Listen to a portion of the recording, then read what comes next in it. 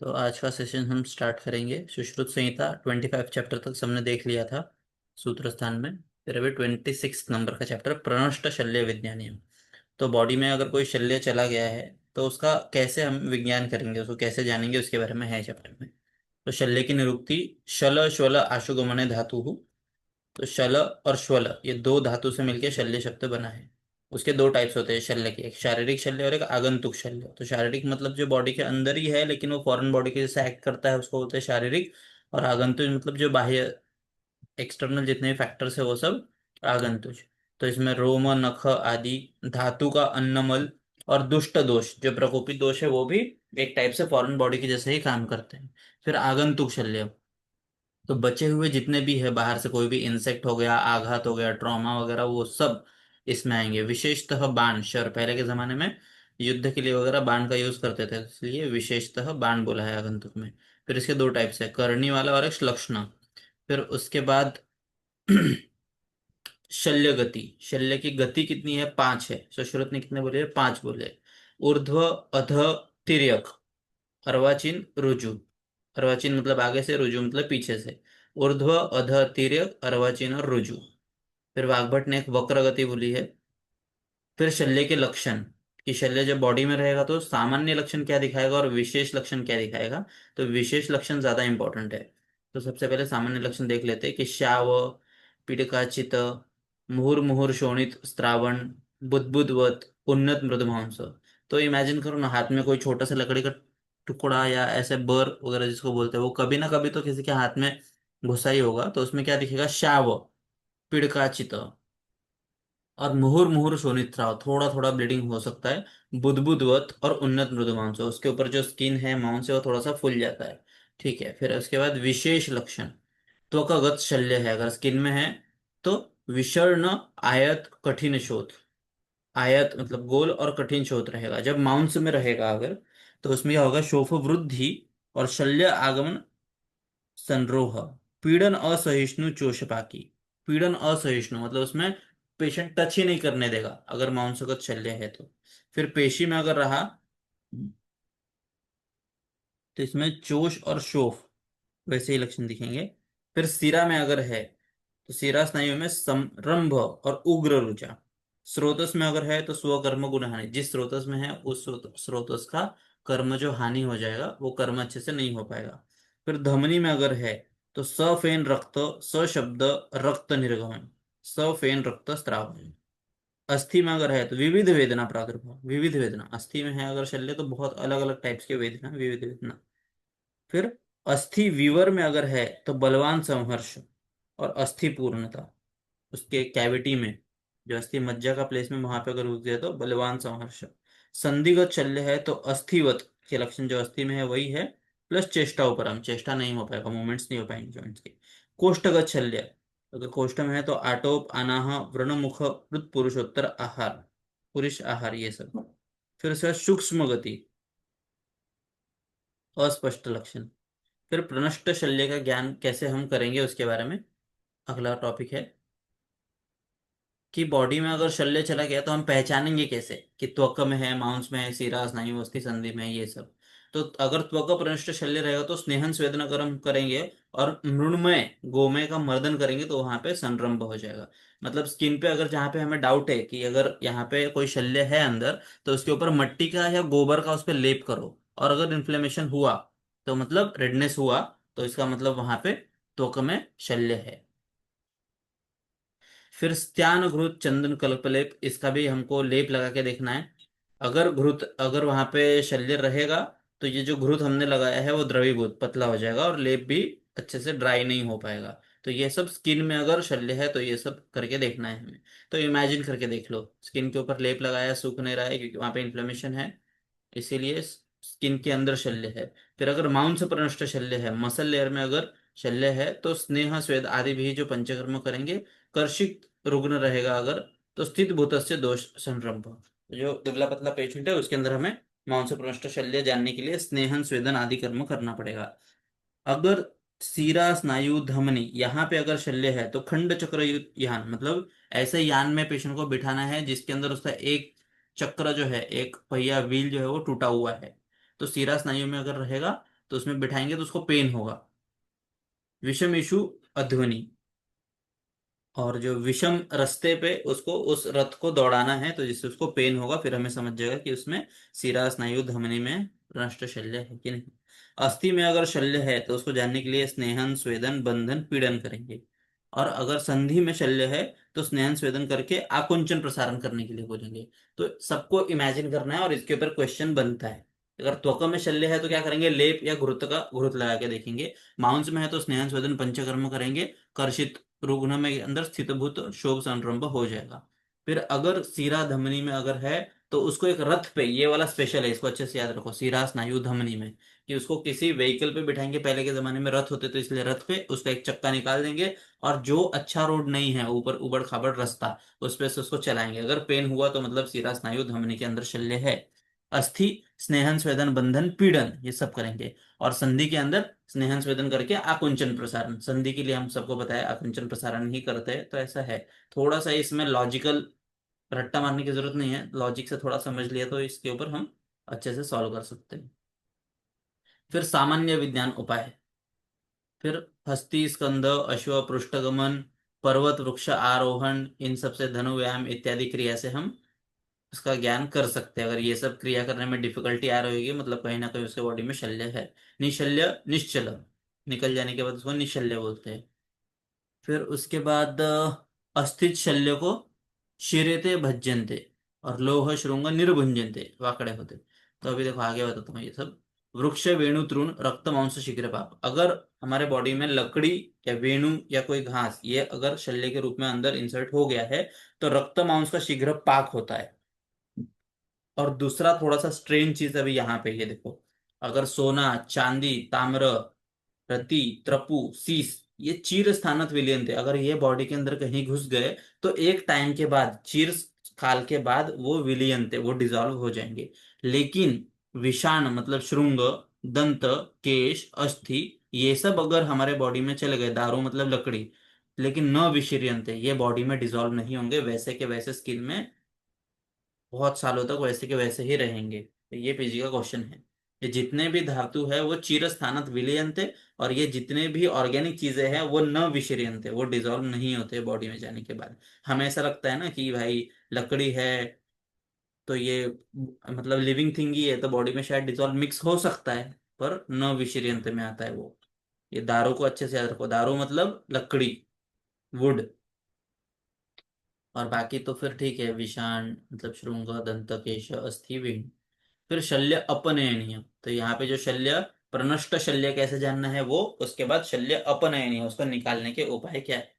तो अभी शल्य शल्य के दो टाइप्स होते हैं, बॉडी में दो टाइप से प्रविष्ट हो सकते हैं, अवबद्ध अनवबद्ध। अवबद्ध मतलब फिक्स्ड, एकदम अंदर जाके बैठ गए फिट। और अनवबद्ध जो लूजली घुसे हुए वो सब। तो शल्य उद्धरणार्थ हेतु कितने हैं, 15 है, 15 टाइप से उसको हम निकाल सकते हैं। इसका भी एक ट्रिक बनाया था पर वो शायद यहाँ पे लिखा नहीं है, वो मैं बाद में ग्रुप में भेज देता हूँ। तो यहाँ पे 15 उपाय हैं शल्य उद्धरण के लिए, शल्य निकालने के कितने उपाय हैं, 15 है।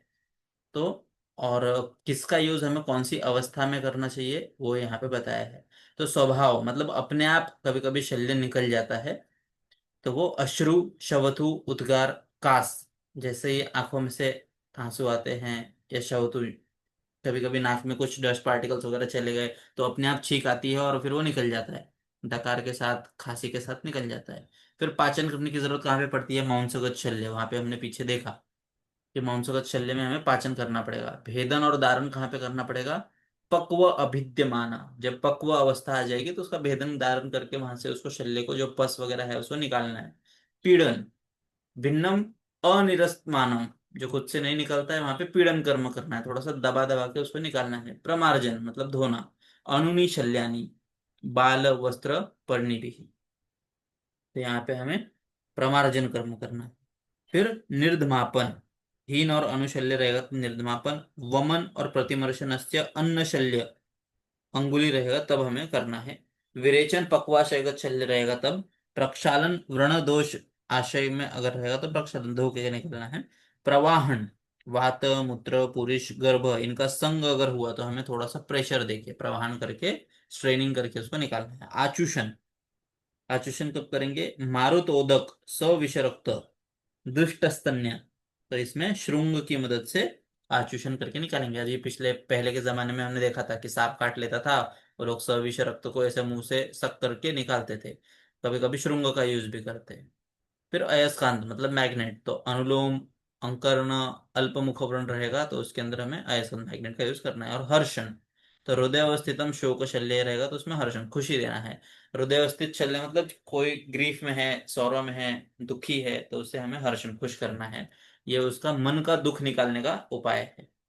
फिर 15th हमने ऊपर देख लिया था प्रतिमर्श, ये यहाँ पे प्रतिमर्श, तो ये अन्न शल्य रहेगा तो उंगली से हम इसको निकाल सकते हैं। फिर उसके बाद शल्य आहरण हेतु दो टाइप से, प्रतिलोम और अनुलोम। तो प्रतिलोम मतलब कोई फॉर एग्जांपल समझो कि आदमी खड़ा है, उसमें एक बाण आके घुस गया, अगर उसकी बॉडी का हाफ पार्ट वो उसने क्रॉस कर लिया तो क्या करेंगे, और हाफ से पहले ही अगर वो शल्य घुसा है तो क्या करेंगे, बाण। तो प्रतिलोम मतलब जहां से घुसा है वहीं से निकालना। अगर पीछे से पीठ में घुसा है तो पीठ से ही पीछे से खींच के निकालना, उसको प्रतिलोम बोलेंगे। और अनुलोम मतलब जहां से घुसा है उसके सामने वाली गति से निकालना। अगर उसने हाफ बॉडी क्रॉस कर लिया है तो अनुलोम दिशा से निकालेंगे, और हाफ बॉडी क्रॉस नहीं किया है तो प्रतिलोम, जहां से घुसा है वहीं से खींच के ऑपोजिट डायरेक्शन से निकाल लेंगे। तो फिर अर्वाचीन, अर्वाचीन नाति दूर प्रवेश, मतलब एकदम अंदर ज्यादा दूर तक नहीं गया है, तो जहां से घुसा है वहीं से उल्टा खींच के निकालना है, तो प्रतिलोम ऑपोजिट। और डीप सीटेड बहुत अंदर तक चला गया है तो पराचीन, पराचीन उसको बोलते हैं, तो उसमें अनुलोम गति से पीछे से घुसा है और हाफ बॉडी क्रॉस करके आगे तक आ गया है, तो फिर हम पीछे से नहीं निकालेंगे उसको, वापस आगे से ही थोड़ा सा पुश करके निकालेंगे। उद्धृत शल्य, जो एकदम लूजली अटैच्ड है, वहां पे स्वेदन, दहन, प्रदेह, मधुसर्पी करके उसका बंधन करना है। फिर शिरा स्नायु विलग्न हो गए तो शलाकादि विधि से, शोध युक्त स्थाल तिल शल्य रहेगा तो पीड़न करके निकालना है, दुर्बल शल्य रहेगा तो कुश आदि से बांध के उसको निकालना है, और हृदय विभीत रहेगा तो यथामार्ग प्रतिलोम गति से निकालना है। फिर अस्थि विवर्गत अगर रहेगा, कैविटी में है बोन के, तो पादा भ्याम गृहीत्वा धनुष्य अश्व पंचांगी वृक्ष शाखा। अगर कोई शल्य एग्जाम्पल किसी बोन के कैविटी में अटक गया है, तो बोन कैसा है, थोड़ा सा हार्ड सब्सटेंस है, तो उसको निकालने के लिए एकदम ऐसे स्ट्रांग फोर्स चाहिए, तो क्या करते थे, पादाभ्याम गृहीत्वा, उसको एकदम ऐसे पैर से पकड़ के फिर खींचते थे, धनुष्य या धनुष्य में बांध के उसको जोर से ऐसे खींचते थे। अश्व पंचांगी घोड़े में बांध के घोड़े को भागने के लिए बोलते थे। या वृक्ष शाखा, किसी पेड़ की टहनी को एकदम जोर से बेंड करते थे और उसमें वो शल्य को बांध देते थे और फिर उसको छोड़ देते थे अचानक से। जैसे बाहुबली मूवी देखा होगा, वो कोकोनट के ट्री को वो लोग बेंड करते और फिर ऐसे फेंकते हैं तो वो सब जो सैनिक है वो किले के ऊपर चल जाते हैं, तो वैसे ही उस प्रकार से। फिर उसके बाद उत्तुंडित, तो अष्टीला, अश्म, मुद्गर, प्रहार, इन सब से ये शल्य निकालेंगे। जातुष मतलब लाक्षा रहेगा, कष्ट प्रवेश रहेगा कंठ में, अगर लाक्षा चला गया तो अग्नि तप्त शलाका से।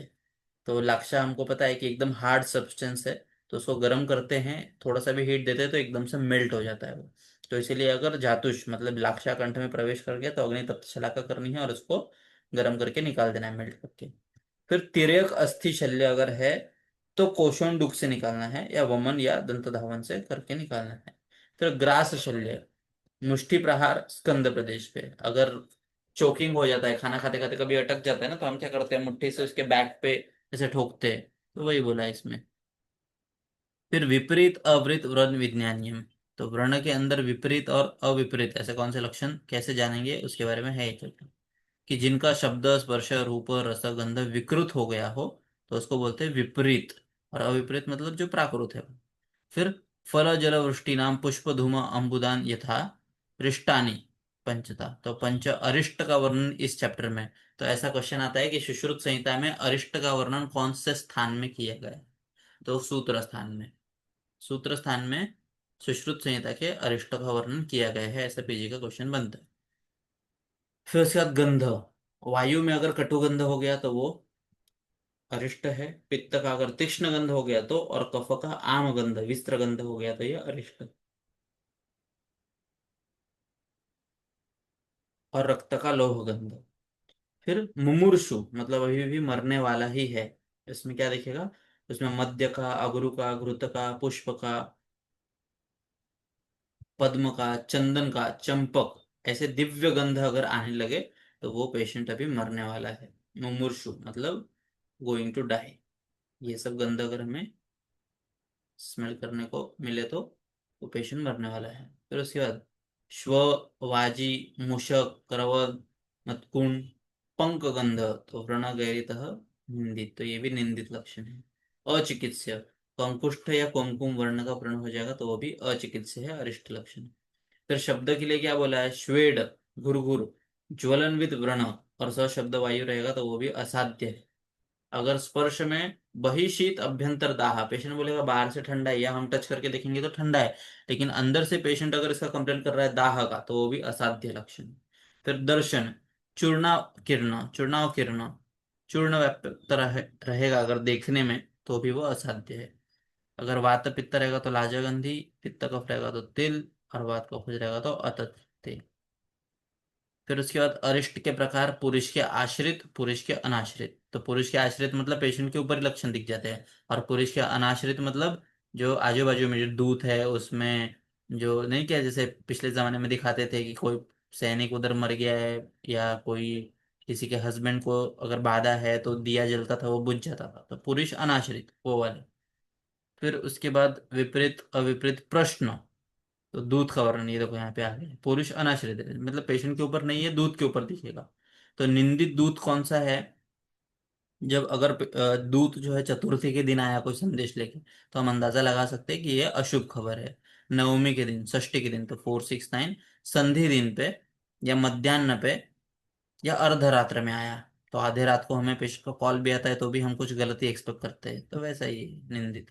फिर दूत वैद्य मीटिंग, जलरोध, बांध, प्रमेह, रक्तपित्त, ये सब से अगर हुआ, बांध पे अगर हमें दूध मिला तो पेशेंट को ये सब होने के चांसेस होते हैं।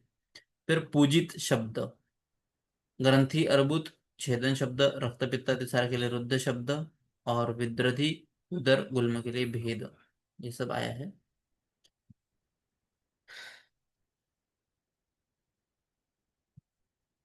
फिर शुभ स्वप्न कौन से है, कि स्वप्न में अगर मांस, मत्स्य, श्वेत वस्त्र और सफेद फूल अगर दिखा तो इसके शुभ फल मिलते हैं। सेकंड, स्वप्न में अगर सर्प, सांप, जलौका, भ्रामर, मक्षिका, इनके द्वारा दंश अगर हुआ तो वो आरोग्य और धनवान ऐसा करने वाला स्वप्न होता है। नेक्स्ट है देवता, ब्राह्मण, जल, गाय, राजा या अग्नि अगर हम देखते हैं तो वो निरोगी और धनी बनता है। ठीक है, फिर उसके बाद अशुभ स्वप्न, 3 दिवस 3 रात्र देवताच्या मंदिरात राहावे। तो अशुभ स्वप्न आने के बाद क्या करना है कि हमें 3 दिन और 3 रात्र किसी भी देवता के मंदिर में जाके रुकना है। सख्य या मैत्री के स्वप्न अगर किसी इसको आते हैं, तो ज्वर में क्या होता है, श्वान सख्य, मैत्री से रिलेटेड स्वप्न, कि अगर कुत्ता मेरा दोस्त है मुझे नींद में आ रहा है तो मुझे ज्वर, ये ज्वर का अरिष्ट लक्षण है। अगर शोष का पेशेंट है उसमें कैसे स्वप्न आएंगे, कपी सखा, बंदर उसका दोस्त है शोष में। उन्माद के अंदर राक्षस दिखेंगे सपने में, और अपस्मार के पेशेंट को सपने में प्रेत दिखेंगे, प्रेत से मैत्री। ये इंपॉर्टेंट क्वेश्चन है, इसको थोड़ा ध्यान से करो। ये ज्वर का पेशेंट है तो उसको सपने में कौन दिखेगा, कुत्ता है उसका दोस्त। शोष का पेशेंट है तो उसको बंदर, कपी दिखेगा। उन्माद का है तो राक्षस, अपस्मार का है तो प्रेत। फिर इसके बाद पान स्वप्न, क्या पीने सपने में क्या ऐसा आता है कि पान कर रहे हैं, तो अगर मेहा अतिसार का पेशेंट है तो उसको जलपान, ये सिंपल है कि उसको मेहा अतिसार है तो डिहाइड्रेशन अगर होगा तो पानी पिएगा। कुष्ठ का पेशेंट है तो उसको स्वप्ने में स्नेह पान कर रहा है ऐसा दिखेगा। और रक्त पित्त का पेशेंट है तो उसको स्वप्न में रक्त पान कर रहा है ऐसा दिखेगा। सिंपल है, थोड़ा सा 2 3 बार रिवाइज करना है, इजीली हो जाए। फिर उसके बाद है वृक्षोत्पत्ति, पेड़ की उत्पत्ति होती है। अगर गुल्म का पेशेंट है तो उसके कोष्ठ पे, पेट के ऊपर एक ऐसे गुल्म की उत्पत्ति होती है, छोटा सा प्लांट उसके पेट पे ग्रो हो रहा है ऐसा दिखता है। शिरोभागी, शिरावर मतलब सर के ऊपर वृक्ष की उत्पत्ति होती है। अगर पांडु रोग रहेगा तो हरिद्र भोजन, पीले वर्ण का खाना खा रहा है ऐसा दिखेगा। श्वास और तृष्णा का पेशेंट है तो मार्गक्रमण और अधोगमन ऐसे उसमें देखने को मिलेगा। फिर छर्दी का पेशेंट है तो उसमें शष्कुली भक्षण, शष्कुली नाम का एक पदार्थ है वो खा रहा है, अच्छा छर्दी के पेशेंट में जब असाध्य लक्षण, अरिष्ट लक्षण आ जाएंगे तो ये उसको दिखेगा। फिर पंचेंद्रिय विप्रतिपत्ति, 13 नंबर का चैप्टर है पंचेंद्रिय विप्रतिपत्ति। तो विप्रतिपत्ति का मतलब है विपरीत अवबोध, हीन अतियोग। तो संजात शीत पीड़िका में दाह दिखेगा, जो शीत है फिर भी उसमें दाह दिखेगा, तो ये इंद्रिय के विप्रतिपत्ति हो जाएगा। जो इंद्रिय को समझना चाहिए उसके अतिरिक्त दूसरा कुछ जो समझेगा वो है। उष्ण गात्र लेकिन शीतेन प्रवेपते, उष्ण गात्र होने के बावजूद भी अगर हमें शीत लगेगा तो ये भी अरिष्ट लक्षण है। फिर छाया विप्रतिपत्ति, छाया में कैसे विप्रतिपत्ति मतलब रॉन्ग डिसीजन हमें मिल सकता है, अरिष्ट लक्षण, उसके बारे में बताया। तो छाया वर्ण को आक्रांत कर आच्छादित करती है और प्रभा वर्ण को प्रकाशित करती है। तो ये ऐसे क्वेश्चन आता है कि छाया वर्ण को क्या करती है, तो आच्छादित करती है, और प्रभा वर्ण को प्रकाशित करती है। प्रभा मतलब ग्लो। अगर गौतम बुद्ध की फोटो देखेंगे तो उनके बगल में एक प्रभा है, एक ग्लो दिखता है, तो ये उनको प्रकाशित करती है। और छाया जो है वो वर्ण को आक्रांत आच्छादित करती है। फिर छाया इसमें क्या बोला है कि निधन का कारण क्या है, विषम उपचार, पुराकृत कर्म और अनित्यत्वान। किसी भी व्यक्ति के मृत्यु का कारण क्या हो सकता है, विषम उपचार, अच्छे से ट्रीटमेंट नहीं लिया तो, पूराकृत कर्म, पिछले जन्म के कर्म कैसे है वो, या अभी तक जो कर्म किए हैं वो, और अनित्यत्व, अनित्य, कोई भी नित्य नहीं है, सबको जो आया है उसको जाना ही है। फिर अरिष्ट छाया, अरिष्ट छाया में क्या है, अगर उसकी छाया की परछाई जो है उसका कलर श्याव है, लोहित है, नील है, पीत है, इनके द्वारा आक्रांत छाया जो है वो अरिष्ट छाया है। फिर मरणासन्न, जैसे केशी सीमंत, बाल में एकदम से जटाएं फॉर्मेशन होने लग गई तो वो मरने वाला है। हृदय में अगर वात अस्थिला, हृदय में बहुत ऐसे पेन हो रहा होगा तो वो भी मरणासन है, अरिष्ट लक्षण। फिर उसके बाद स्वभाव विप्रतिपत्ति, शरीर में स्वभाव के अतिरिक्त अन्यथा भाव होना, यह मरण सूचक लक्षण है। शरीर का स्वभाव के अतिरिक्त जो भी उसका नेचर है उसको छोड़ के अलग ही कुछ एकदम करने लगा, जैसे हम बोलते हैं ना कि सठिया गया है, या बुढ़ापे में कुछ भी बोलते हैं, तो ये सब जो है वो अतिरिक्त अन्यथा भाव वो। फिर कफ पुरुष रेतांसी अपसु निमज्जति, अगर किसी पेशेंट का कफ पुरुष या शुक्र अपसु में मतलब जल के अंदर डूबने लगा तो ये विप्रतिपत्ति अरिष्ट लक्षण है। स्नान पश्चात हृदय प्रदेश पहले सूखता है और शेष अंग आर्द्र रहना, ये भी मरण सूचक लक्षण है। कि ये इंपॉर्टेंट है हाँ, कि स्नान के पश्चात अगर किसी पेशेंट का हृदय प्रदेश खाली हार्ट रीजन पहले सूख जाता है और बाद में बाकी अंग जो है वो फिर भी गीला ही रहता है, तो ये जो है ये अरिष्ट लक्षण है। फिर इसके बाद नेक्स्ट है अवारणीय। अवारणीय ये भी इंपॉर्टेंट है, अष्टमहागत का रेफरेंस यहाँ पे आया है, 33 नंबर का चैप्टर, और इसमें अष्टमहागत में सुश्रुत ने ज्वर को इंक्लूड नहीं किया है। फिर वारण मतलब चिकित्सा, अवारणीय मतलब जिसकी चिकित्सा नहीं कर सकते, तो ऐसे महागध को महागध बोलते हैं, तो वो दुष्चिकित्सीय है प्रकृतितः, तो नेचुरली वो ट्रीट करने के लिए डिफिकल्ट किया है, जिसमें ज्वर का वर्णन सुश्रुत ने नहीं किया है। तो ये डिफिकल्ट क्यों है, क्योंकि इसमें प्राण का मतलब मांसक्षय होता है, शोष होता है, तृष्णा, छर्दी, ज्वर, अतिसार, मूर्छा, हिक्का, श्वास, इससे युक्त होता है, इसलिए वर्ज्य है। फिर इसके बाद ये वात व्याधि, कौन से अष्टमहागध, वात व्याधि, प्रमेह, कुष्ठ, अर्श, भगंदर, अश्मरी, मूढ़गर्भ, उदर।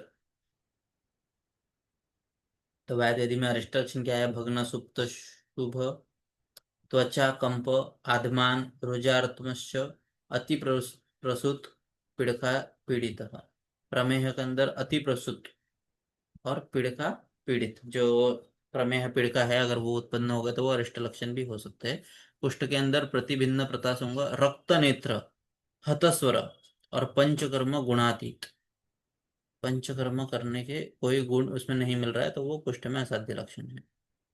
फिर उसके बाद अर्श के अंदर तृष्णा, अरोचक, शूल, अति प्रसुत, शोणित, शोफ, अतिसार, ये सब हो रहा होगा तो अर्श भी असाध्य हो जाएगा। भगंदर के अंदर भगंदर आत्तना, वात मूत्र पूरी शकृत, कृमि प्रवर्तन होने लगा तो वो भी असाध्य की तरफ जाएगा। मूढ़ गर्भ में अश्मरी के अंदर प्रशून, नाभि, वृषण, तो अगर नाभि और वृषण प्रदेश पे शोथ आने लगा तो अश्मरी भी असाध्य हो जाएगा। रुद्ध मूत्र सीकता, शर्करा युक्त हो जाएगा अगर मूत्र, तो भी वो अश्मरी का अरिष्ट लक्षण है। मूढ़ गर्भ में गर्भकोश अपरा संज्ञा, मक्कल, शूल, संवृत्त योनि, और उदर के अंदर पार्श्वभंग, अन्न विद्वेष, शोफ, अतिसार।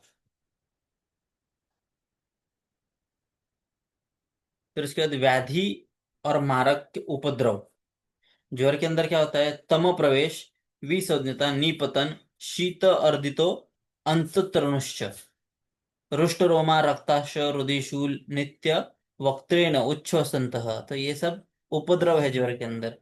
कि उसको एकदम मुंह से सांस लेना पड़ेगा, हृदय शूल हो जाएगा, रक्ताक्ष आंखें लाल हो जाएंगी।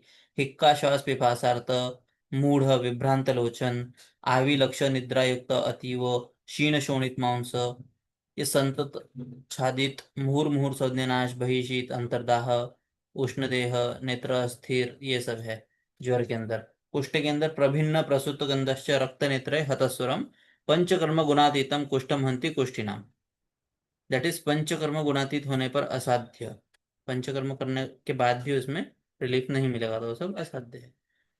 फिर चतुष्पाद जो है, चिकित्सा चतुष्पाद, उसको कर्म साधन हेतु भी कहा गया है। उसका रेफरेंस, चिकित्सा चतुष्पाद का रेफरेंस कहाँ पे आया है और अष्टमहागत का रेफरेंस कहाँ पे आया है, तो चैप्टर नंबर 34। युक्त सेनिया 34 और अष्टमहागत का 33 में अवारणीय में।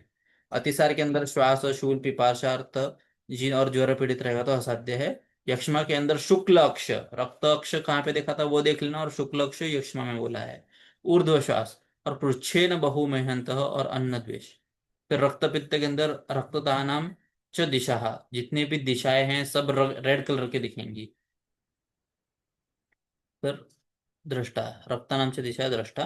फिर उन्माद के अंदर अवांग मुख उन्मुखत्वम जागरिष्णु और अवांग मुख, ये उन्माद के अंदर। अपस्मार के अंदर प्रक्षीण, चली भ्रुव, चलित भ्रुव, जो आईब्रोज है वो बार बार हिलते रहेंगे, नेत्र विवृत्ति उसमें दिखेगी। मूढ़ गर्भ के अंदर गर्भकोश अपरासंग मक्कलशूल और योनि संवृत्ति, ये सब लक्षण दिखेंगे तो वो अरिष्ट लक्षण है। फिर युक्त सेनीय, युक्त सेनीय मतलब किसी भी सेना का युक्त रहना, तो जैसे हम चिकित्सा चतुष्पद में चारों चीजें हैं वो युक्त, जो चार गुण हैं वो सब उस युक्त होने चाहिए। फिर राजाची रक्षा विशेषत्वाने विषापासून केली गेली पाहिजे। तो अथर्व वेदोक्त मृत्यू की संख्या कितनी है? 101। अथर्व वेद में मृत्यु की संख्या कितनी है? 101। उसमें से सिर्फ एक ही काल मृत्यु है और बाकी जो 100 है वो अकाल मृत्यु है। तो मृत्यु के दो प्रकार है, काल मृत्यु जो नेचुरली सब में होती है, और अकाल मृत्यु, उसके अलग अलग 100 टाइप्स हैं। फिर वर्ण संकर, धर्म कर्म प्रनाश, नृप व्यसन हेतुतः, अगर राजा व्यसनी है तो प्रजा भी उसके ऊपर अच्छा इफेक्ट नहीं पड़ेगा। फिर वैद्य स्थिति, राजगृहात अनंतरम सर्वोपकार स्थितः, मतलब राजगृह समीपस्थ, जो ये जो राजवैद्य रहता है उसको राजा के आसपास राजगृह के पास ही रहना पड़ता है। फिर चतुष्पाद का वर्णन यहाँ पे आया है। इसमें वैद्य व्याधि उपसृष्टश्च भेषज और परिचारक। तो पहले वैद्य, फिर उसके बाद रोगी, फिर मेडिसिन और फिर परिचारक, ये क्रम सबका याद रखना है। चरक सुश्रुत वाग्भट में का क्रम, क्रम के ऊपर भी क्वेश्चन पूछते हैं। भेल ने शायद रोगी को सबसे पहले लिया है फर्स्ट पे, बाकी सबने तो वैद्य को लिया है, पर भेल ने शायद रोगी को सबसे पहले लिया है।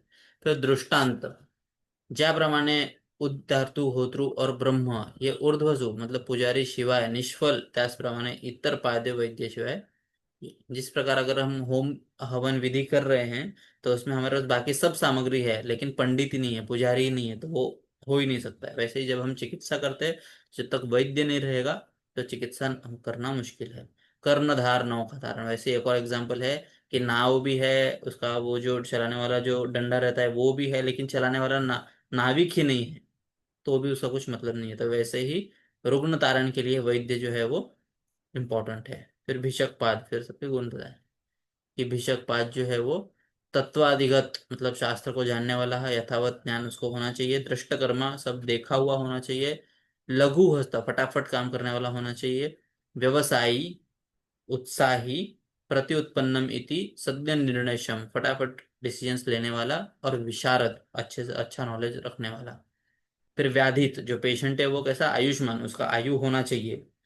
तो ऐसा हो जाएगा पेशेंट की मृत्यु लिखी है फिर भी हम उसको बोल रहे कि आप 10 साल जी सकोगे, तो ये गलत हो जाएगा। आयुष्मान मतलब पेशेंट का आयु होना चाहिए। सत्ववान, पेशेंट का विल पावर अच्छा होना चाहिए। साध्य रोग होना चाहिए उसको। द्रव्यवान, पैसे अच्छे होने चाहिए उसके पास। आत्मावान मतलब विश्वास रखने वाला। आस्तिक और वैद्य वाक्यस्थ, जो वैद्य ने जो बोला है वो उसको सुनने वाला।